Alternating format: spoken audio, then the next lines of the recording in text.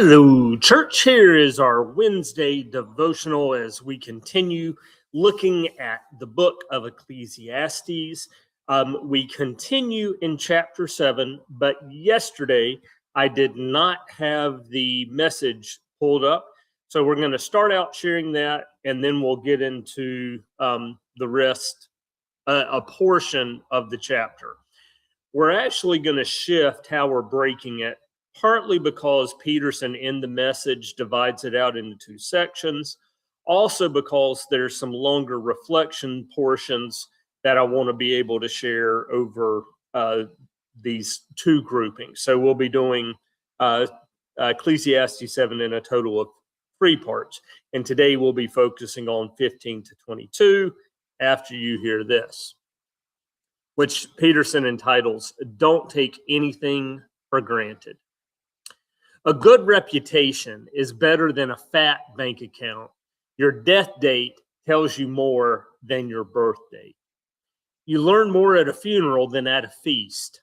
After all, that's where we'll end up. We might discover something from it. Why do I laugh? Okay. Crying is better than laughing. I'm in trouble. Yeah. It blotches the face, but it scours the heart. Sages invest themselves in hurt and grieving.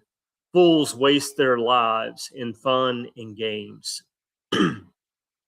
You'll get more from the rebuke of a sage than from the song and dance of fools.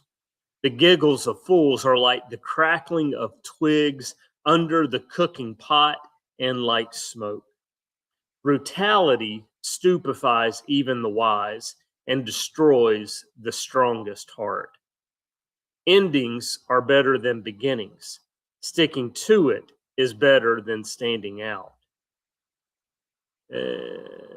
Sorry, I needed to scroll down there. Don't be quick to fly off the handle. Anger boomerangs. You can spot a fool by the lumps on his head. Don't always be asking, where are the good old days? Wise folks don't ask questions like that. Wisdom is better when it's paired with money. Especially if you get both while you're still living. Double protection, wisdom, and wealth. Plus this bonus, wisdom energizes its owner. Take a good look at God's work. Who could simplify and reduce creation's curves and angles to a plain, straight line? On a good day, enjoy yourself. On a bad day, examine your conscience. God arranges for both kinds of days so that we don't take anything for granted. It's a pretty good folksy rendition of those first 14 verses that we focused on yesterday, and do appreciate, and especially when we're dealing with some of those tensions of predeterministic thought, which to the modern reader can really have us reacting. It's an intriguing approach, and really appreciate that. Let me go ahead and share this next portion with you, and then we'll flip over to the NIV. So this is going to be 15 to 22, and Peterson entitles this section, "Stay in Touch with Both Sides." And this is going to be a little more challenging piece of wisdom literature. I've seen it all in my brief and pointless life. Here, a good person cut down in the middle of doing good. They're a bad person living a long life of sheer evil. So don't knock yourself out being good. And don't go overboard being wise. Believe me, you won't get anything out of it. But don't press your luck by being bad either. And don't be reckless. Why die needlessly? It's best to stay in touch with both sides of an issue. A person who fears God deals responsibly with all of reality, not just a piece of it.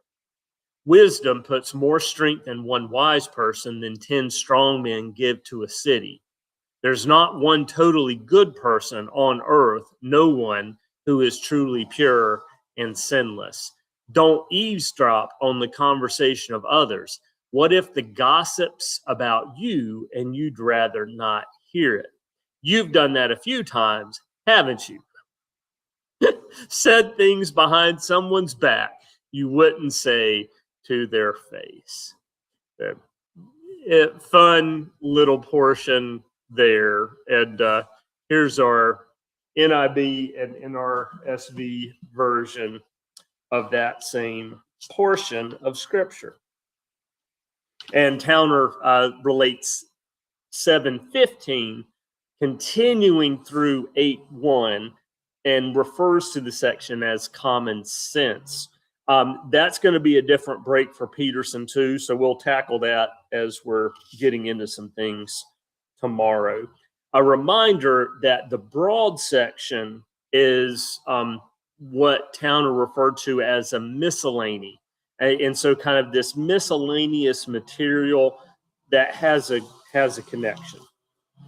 Weed whacking's happening in the background. Hopefully you're just picking up on this. In my vain life, I have seen everything. There are righteous people who perish in their righteousness, and there are wicked people who prolong their life in their evil doing.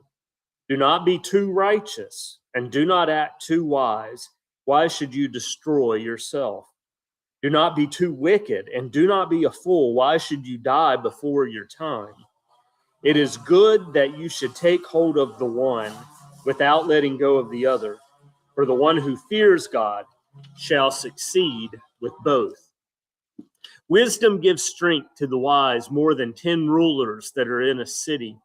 Surely there is no one on earth so righteous as to do good without ever sinning. Do not give heed to everything that people say, or you may hear your servant cursing you. Your heart knows that many times you have yourself cursed others. And some commentary from his, or some reflection. And he entitles this first portion, Modesty and the Attainment of Virtue, which is already a really good context for us to be hearing that in. One of the pieces I was also reflecting on was a number of times when I heard myself described as being down to earth, or, a person, an actual human being.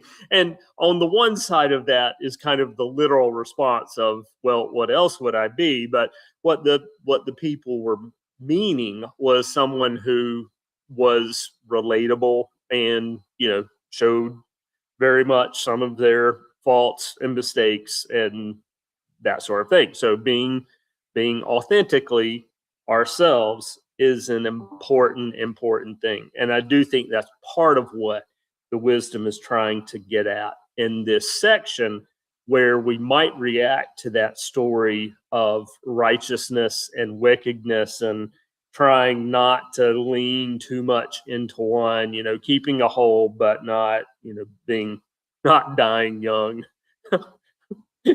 The other phrase I'll use was from, I think the man's name is David Emmanuel, and a couple people have heard me say now, there was a book I heard on CBS Sunday morning when I was down at my parents' called Eat Your Ice Cream. And it's Emmanuel doing, who's an oncologist, sharing wisdom for prolonged and well living.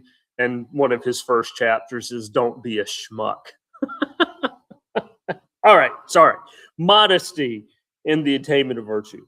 The delightful realism of chapter 7, 15 to 18 has struck a chord with people through the centuries. It has the ring of realism, even humanism, in its willingness to acknowledge human limitations. Kohelet already expressed great dissatisfaction with the idea that the reward of virtue and the vindication of wisdom were sure and certain outcomes. For him, no one-to-one relationship between piety and payoff exists either here or in some world to come. All through their lives, human beings need to be pushed to see that they have no advantage even over the animals. The world itself is morally neutral, and human history produces no mechanism that will respond positively to super scrupulous sanctity and perfectionism. Kohelet counsels, therefore, that we take it easy, do the best we can, and not make ourselves miserable trying for moral superiority when there is no point in it. To make that effort might be to miss the most fundamental moral direction God gives us, that all should eat and drink and take pleasure in all their toil, which takes us back to chapter 3 in that very familiar passage. So, intriguing little context to be embracing those scriptures in. Tomorrow we'll be back with you for our next portion of chapter 7.